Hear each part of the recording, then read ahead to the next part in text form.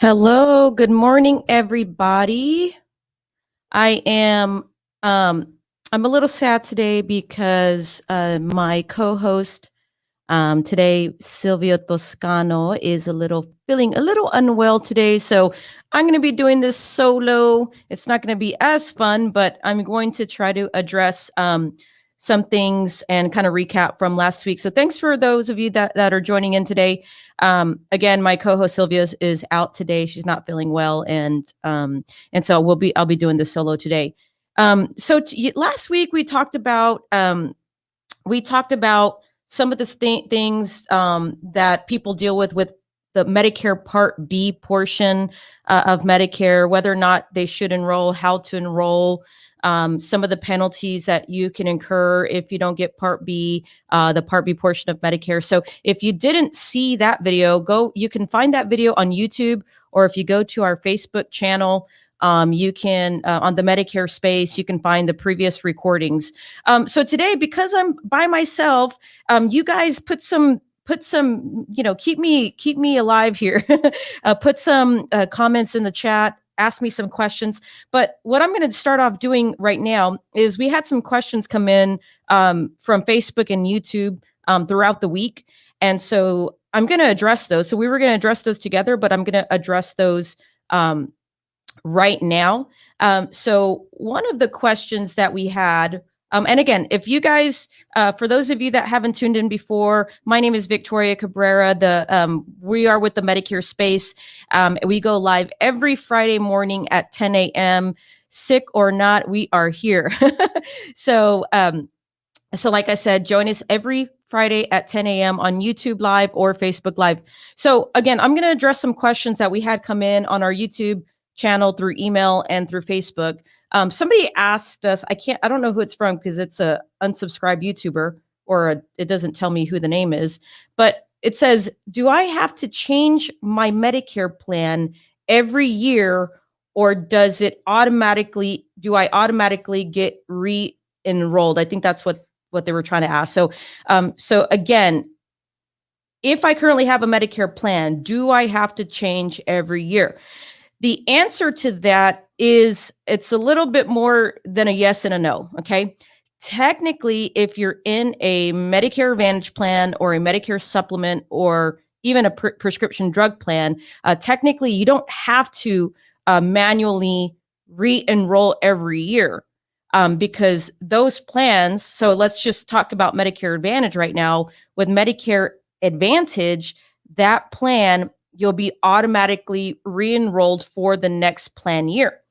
Now, there's some, if for some reason that plan goes away, absolutely, you definitely need to change your plan. But if you're on a plan that's still existing, you don't have to re-enroll. However, what I do recommend is if you are going to stay on the same plan, it's still important to review your benefits if you've had some changes in your health history, or if you've had some changes in your medications. And the reason why is that, sometimes those depending on the drug that you're taking, that particular plan that you're in might not cover that specific medication. So absolutely, it's a great idea to review your plan, every year, but it doesn't mean that you have to change your plan. Okay. So that's on Medicare Advantage. Now, do we recommend to review your plan every year? Absolutely. It's a great idea. Things change. As you know, insurance is ever changing. And so you always want to review your benefits, but it doesn't necessarily mean you have to change. So if you're running into people saying you have to change your plan, if you don't, you're going to lose your plan. That's not true. It automatically re-enrolls you for the next plan year unless that plan is no longer available in your service area, which does happen a lot. I mean, we've dealt with times where there's a very popular plan and they do a plan exit where they're no longer offering that plan. And so we have to move you to a different plan. But like I said, it's always good to have an agent to help you with this stuff. And that's why we're here, to navigate your questions. And like I said, if you do have questions, put it in the comments and we'd be happy to help you with any questions that you might have. And also, let me go to a Medicare supplement, okay? With the Medicare supplement, that plan, because they're standardized plan benefits, they don't technically change. The only thing that really changes every year, you'll notice you get a little rate increase, either one, because you had a birthday, or two, the rate increase, the carrier send out a letter saying that they're going to have a rate increase. Those rate increases are normally very minimal, especially if you're with a very reputable Medicare supplement carrier. But we've seen some high increases before. But do you have to change your Medicare supplement? No. Now, as long as you continue to pay your Medicare supplement monthly premium, that Medicare supplement will continue to, you don't have to renew it per se, but it'll just continue, right? Now, let's just say you didn't pay your payment and you forgot to pay it, or you're just like, oh, I don't want to pay that supplement, I'm really not using it right now. Then the carrier can actually cancel your plan, and you have the option to reinstate that plan, or you'd have to find a different insurance company. And that's when it gets a little bit harder to shop, especially if you have some pre-existing health conditions. So with the Medicare supplement, you don't technically have to change every year. As long as you pay your Medicare supplement plan premium monthly. And also, am I going to say don't shop your Medicare insurance plan? No, you can always shop your Medicare supplement. It's always a great idea. If you've had the same Medicare supplement for 2 or 3 years, we always recommend to re-shop your rate, because you might be able to find the same exact plan letter that you have with a different company at a much lower cost, just like you shop your homeowners, just like you shop your auto insurance. So it's a great idea if you do that. So great question. On the prescription drug side, that one, so like for those of you that are on a Medicare supplement with a standalone prescription drug plan, I would highly recommend, especially if you take quite a bit of medications, I would highly recommend to review your prescription drug plan, every year, because you just don't know if the plan that you have is going to cover all of your drugs for that same year. So that was one question. We had another question come in. Helena, I wrote these down, so my handwriting is really bad, guys. Okay, so this was from a Facebook question. Do I get penalized if I still have insurance through work? So I'm assuming she's talking about the Medicare penalties. So I'm going to speak to that. So do I get penalized if I still have insurance through work?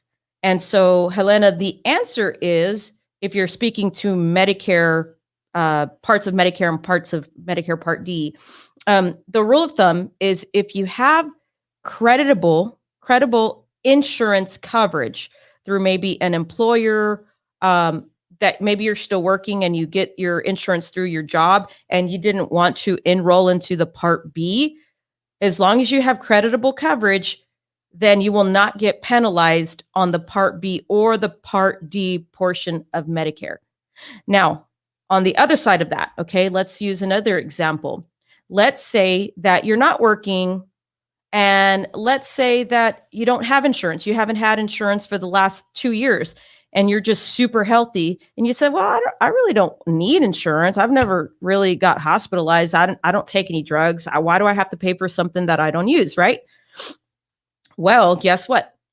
When you do need it, and the answer is not if, it's going to be when, right? Because as we get older, health conditions come up. So when you get into the Part B or the Part D portion, when you don't get it when you're supposed to, what happens? Well, you get penalized, right? You normally there's consequences to that. And so if you don't enroll when you're supposed to into the Medicare Part B and Medicare Part D portion, if you do not have creditable coverage, you will be penalized. And I'll kind of throw out some numbers for you, so that way you kind of know, okay? On the Part B, the medical portion of Medicare, there is a 10% penalty for every 12-month period you go without the Part B. Now, that's a permanent penalty. That's not just a temporary one-time penalty, and here you go, 10%. No, that's a permanent penalty. So keep in mind, for every 12-month period, there's a 10% penalty for every 12-month period you go without the Part B. And again, that's if you do not have credible coverage. Okay. If you didn't have previous credible coverage within the last 63 days. The other penalty, there's a separate penalty, right? For the drug portion. Part D. Part D is in David or drugs. And that penalty is 1% for every month you go without it. And that 1% is based on the national average drug premium, which is about, I think, $34 for 2021. So if you need to do the math, the best thing, honestly, we can try to do approximate math for you, but you never want to take anybody's word for it, especially if they don't work for Social Security or Medicare, because those are the individuals that are going to be able to tell you exactly what the penalty is going to be. So you don't want to take those penalties lightly, because keep in mind, these are permanent penalties. They don't go away. So those are tacked on for the rest of your life. Okay. So that's a great question. So, long story short, do I get penalized if I still have insurance through work? No, you do not get penalized if you still have insurance through work. But if you didn't have, let's just say you ever leave work and you didn't enroll into Medicare Part B, then there possibly will be a penalty. So that's a great question. So there was about 5 questions here, but I'm going to go to our third question. Is again my chicken scratch writing. Should I go with a Medicare supplement or a Medicare Advantage? Well, that's a little bit of a loaded question. And the reason why is because we never endorse or we never say one is better than the other. And here's why. Okay. So for those of you that are watching that are deciding whether you should go with a Medicare Advantage or a Medicare supplement, it is really all based on your personal situation. I've even been in houses where we've sat down with the husband and wife, and the husband might go with the Medicare supplement and the wife might go with the Medicare Advantage. So it's all based on personal situation, suitability of your personal situation. So let's break it down, okay? With the Medicare supplement, it's great coverage. I mean, you can go just about anywhere you want. There's no network. Some people will walk into the hospital, the doctor's office, and they don't pay anything, right? Because the supplement picks up where Medicare leaves off. The thing about the Medicare supplement is that everybody probably wants to get a Medicare supplement, but it comes at a price. It comes at an additional monthly price. So not everybody can afford the extra additional cost per month. However, when we look at your situation, we're going to ask you a lot of questions. We're going to ask you about your financial situation.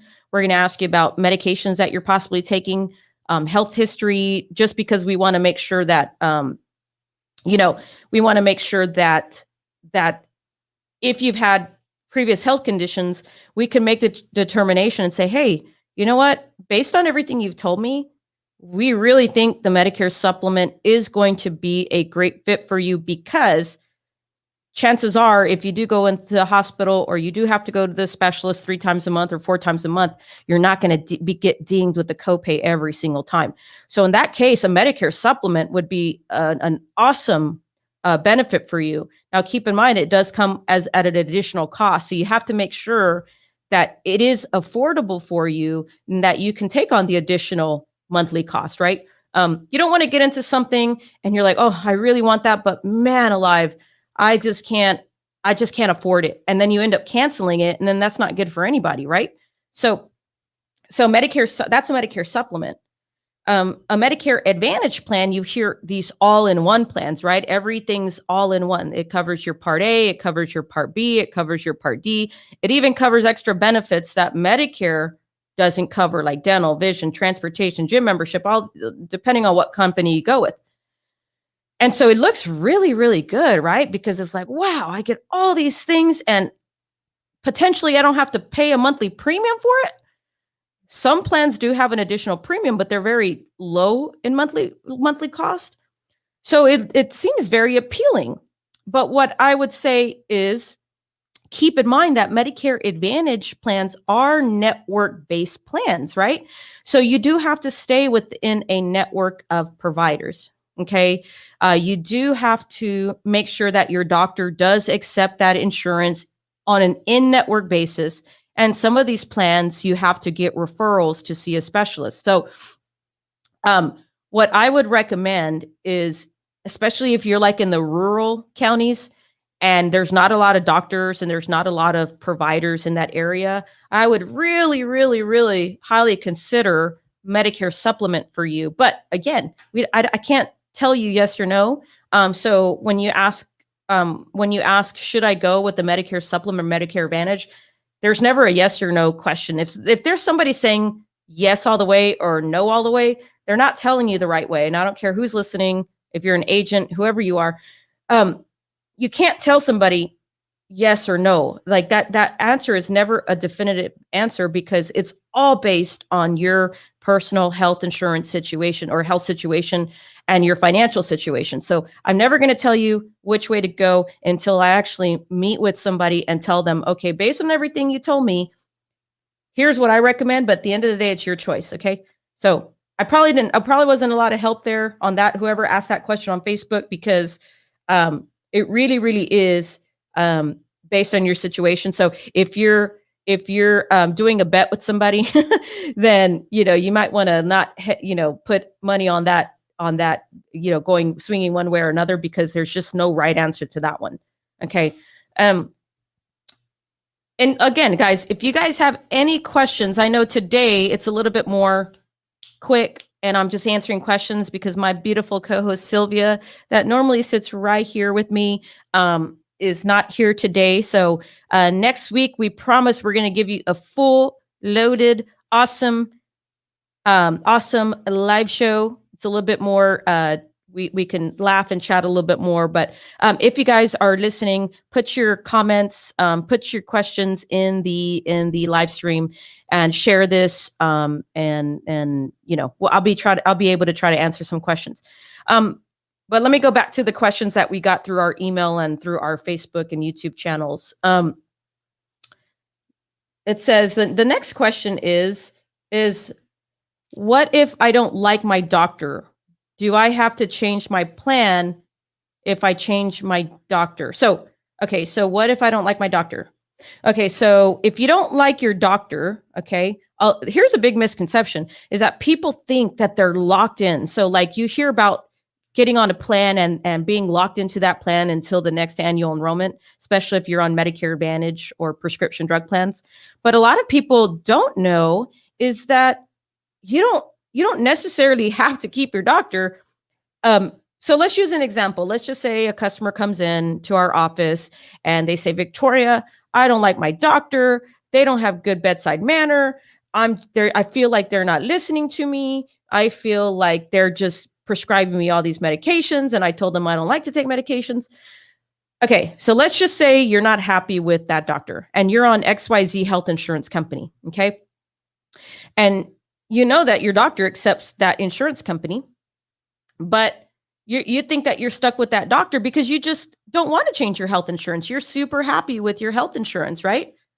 Well, that does not mean you cannot change your doctor. Okay, so that's a big misconception that people have, that if they're not happy with their doctor, they can't change until a certain time of the year, and that's not true.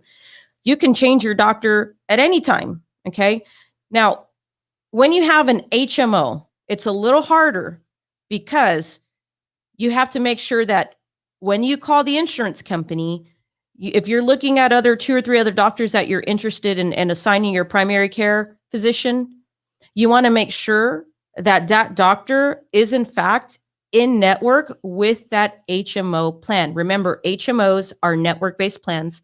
And with HMO plans, you are required to have an assigned primary care doctor. Here's what you're going to do, okay? If you ever want to change your doctor, and let's just say you found a doctor, and the great thing is they accept the insurance you have, you're going to want to call your insurance company. So you're going to turn the card around. You're going to call member services, and you're going to want to let them know that you want to change your primary care doctor, and you want the doctor XYZ to be assigned now as your primary care doctor. What you want to let them know is that you want that change immediately. Okay. So if today is Friday and you say, hey, I want that change immediately because I have a doctor's appointment next Friday, or next Tuesday, whatever that might be, then go ahead and have them change that PCP immediately and make sure that you tell them, hey, does it show in the system that my doctor is changed? Here's why. If you go to the doctor and, if you go to the doctor and you give them your insurance card and it still says the old doctor's name, it takes time for the new insurance card to get to you.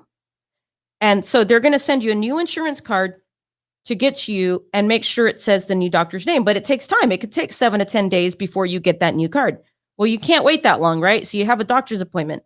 So when you told the representative over the phone to make that effective immediately, when you go to the new doctor's office, when you show them that card, it's still going to have the old doctor's name, but you need to let them know, hey, call the insurance company, and they could tell you that it's showing you guys now as the new primary care doctor. And they'll be able to call the insurance company and verify that in the system. So a lot of you guys, if you walk into the doctor's office, the new doctor, and give them that insurance card, it's still going to show the old doctor's name. And some of the front desk people typically say, no, you got to wait till you get the new card. Well, just tell them, hey, call the insurance company, the provider hotline, the provider services hotline, and they can verify that they are now assigned as the primary care doctor. So long story short, if, do I have to change if I change my doctor, do I have to change my plan? The answer is no. You can change your doctor, but the rule of thumb is you want to make sure that that doctor accepts the plan you're on. Okay. Now I do want to kind of go above and beyond that answer, and maybe ask the question a different way. There's a lot of times where you'll change your doctor and they try to move you to a different plan, and that's okay if it's a plan right for you.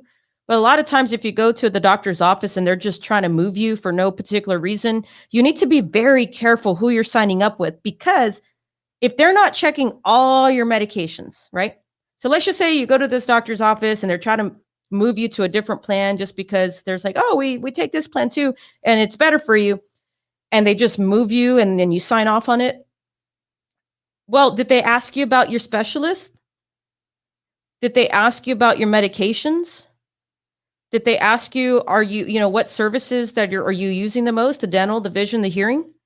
Did they ask you, are they asking you a lot of questions? And more importantly, are they verifying that all of those things are covered on the plan that you're moving to? Because if you're not, then I wouldn't just make changes. Just, oh yeah, let me trust this person because they're telling me to change my plan. You don't want to do that. You definitely want to verify that all those things are covered within the plan. Because here's what we see a lot. We see this all the time. Excuse me. We see this all the time where somebody's like, oh, Victoria, I don't know what I did. I went to this doctor and they changed my plan, or I won't say doctor's office, the agents that sit in there, and they changed my plan.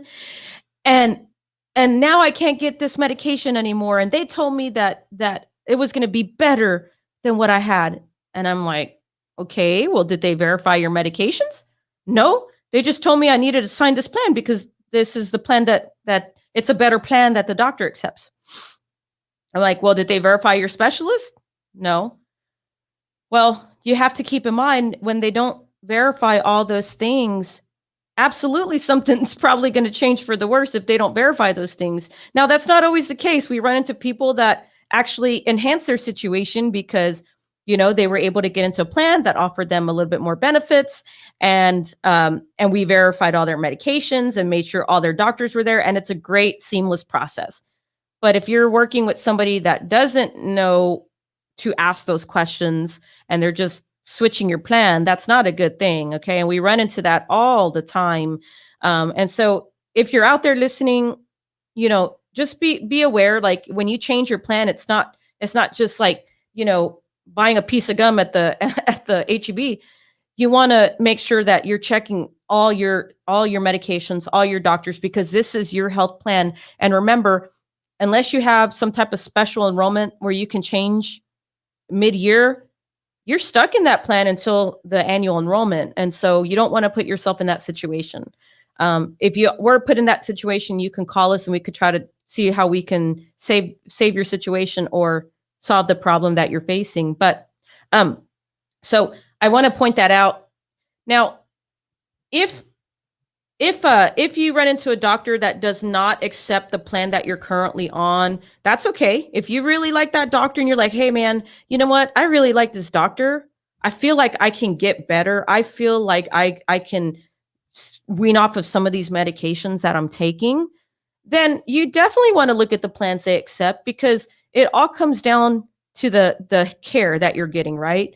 And so you want to be able not just to choose a great plan, but also to be aligned with a great doctor that's going to listen to you, that's going to hear you out, that's going to make sure that they put you on a path to wellness, right? And so that's very, very important when you're choosing a doctor. Okay, let's look at the next question. Again, guys, if you guys have any questions, please put them in the comments below. Share this out. We are live every Friday at 10 a.m. It's going to be me and Sylvia Toscano. Sylvia's not here today. She was not feeling well, but so today I'm managing by myself, but it'll probably not be as fun as we normally have. So like I said, if you guys have questions, feel free to put it in the comments and I'll be happy to answer those questions. Last question. Let's see. This came in on YouTube. If I move. Okay. They're asking, if I move to a different town, can I change my plan? So if I move to a different town or city or state, can I change my plan? And the answer is yes, you should change your plan. Depending on where you're going. Okay, so let's just use an example. If I'm in San Antonio and I move to Dallas, the plans, depending on your plan, okay, depending whether you have a Medicare supplement or Medicare Advantage.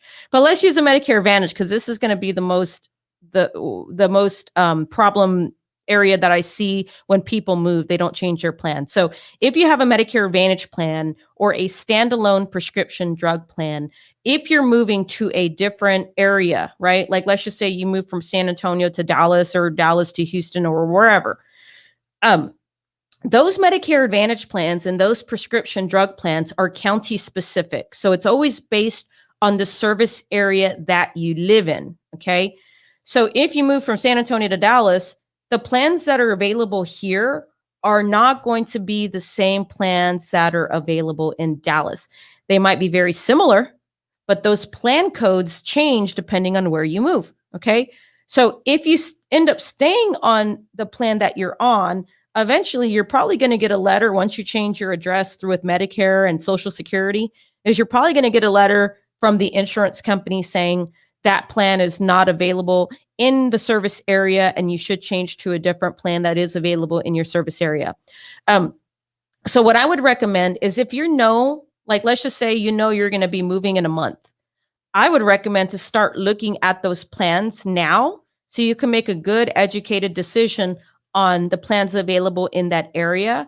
And you can start mapping out the doctors and facilities on where you're going to live. So it's not just the plan that you're going to choose. It's aligning yourself with the right doctors, the pharmacies, and kind of getting an overview of where your hospitals are. And so you can make the best determination on which plan is going to be the best for you, depending on where you live, right?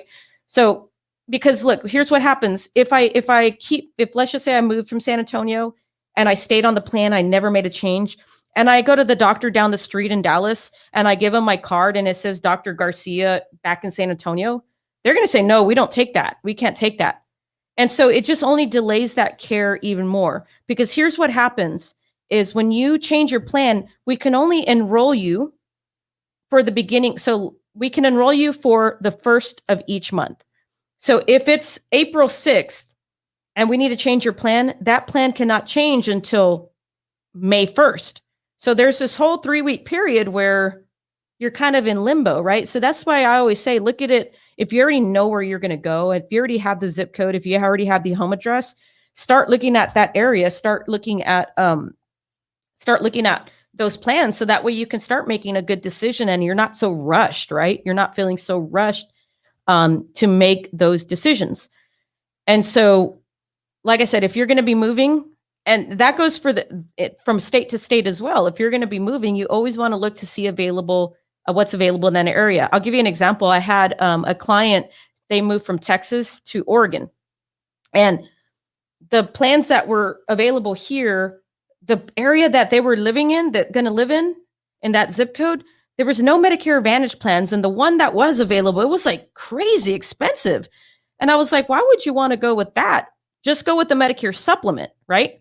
So instead of staying on a Medicare Advantage plan, they actually had to move to a Medicare supplement because there was not very many. There was like only one Medicare Advantage plan available in that area. And so they ended up going with the Medicare supplement. They were going to be living on like a big piece of land. And so what I'm saying is you always want to do your homework. And we can help you with that. We do work with companies nationwide. So if you have questions, concerns about the area you're going to be moving to, we can help you with that. And if we're not licensed in a state or in the state that you're moving to, we have friends everywhere that are licensed agents that are very good agents that we can get you in touch with that'll take care of you. So we try to be a resource for you regardless where you go. Okay. So if you ever have issues with that, just let us know.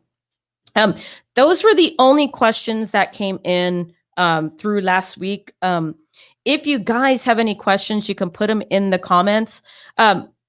I just want to remind y'all, like I said, Sylvia's not here today, so the live show is going to be a little shorter than normal. We usually go about an hour, but I'll probably get off here in a little bit.